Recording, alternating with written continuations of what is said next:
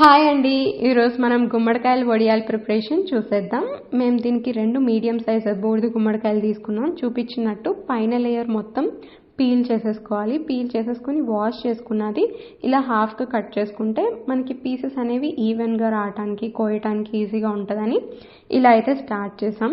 Pieces అనేవి సన్నగా పొడుగ్గా కట్ చేసుకుంటే వడియాలు అనేవి నీట్గా వస్తాయి. ఇప్పుడు ఈ కట్ చేసుకున్న పీసెస్ అనేవి మనం వాష్ చేయాలి.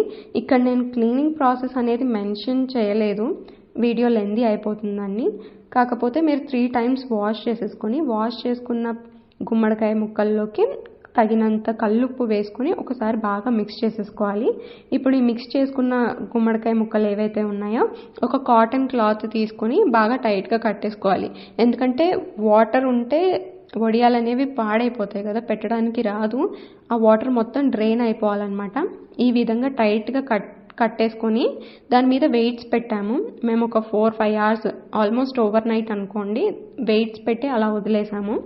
ఈ 2 మీడియం సైజ్ బూడిద గుమ్మడికాయలకి 2.5 cups మినపప్పు వేసి 4-5 hours పాటు నానబెట్టుకొని నీట్గా వాష్ చేసేసుకొని పొట్టు లేకుండా గ్రైండర్ పట్టేసుకోవాలి. గ్రైండింగ్ చేసేటప్పుడే మేము కొంచెం తగినంత ఉప్పు వేసుకున్నాము. ఇప్పుడు దీనిలోకి 10 పచ్చిమిరపకాయలు, సన్నగా తరుముకున్న అల్లం ముక్కలు, ఇవి ఒక 5-6 వేసుకుని బాగా తురుముకోవాలి. ఇప్పుడు చూపించినట్టు వీడియోలో ఈ మినపపిండిలోకి నిన్న ఆల్రెడీ మనం డ్రైన్ చేసుకున్నాం కదా గుమ్మడికాయ ముక్కలు, అవి కూడా కొంచెం ఏమైనా ఎక్స్ట్రా వాటర్ ఏమైనా ఉంటే ప్రెస్ చేసేసుకొని ఈ విధంగా ఒక బౌల్లోకి తీసుకొని మిక్స్ చేసేసుకోవాలి. ఇప్పుడు మనం ఆల్రెడీ పిండిలో కొంచెం ఉప్పు వేసుకున్నాం కదా, ఇప్పుడు ఉప్పు చూసుకొని వేసుకొని తగినంత జీలకర్ర, మనం ఆల్రెడీ తురుము పెట్టుకున్నాం కదా పచ్చిమిరపకాయలు, అల్లం, అది కూడా వేసుకుని లాస్ట్లో చిటికెడు పసుపు కూడా వేసుకుని ఈ విధంగా వడియాలు పెట్టుకోవాలి. ఇవి ఎండటానికి చాలా టైం పడుతుంది, ఒక 6-7 days అన్నా పడుతుంది.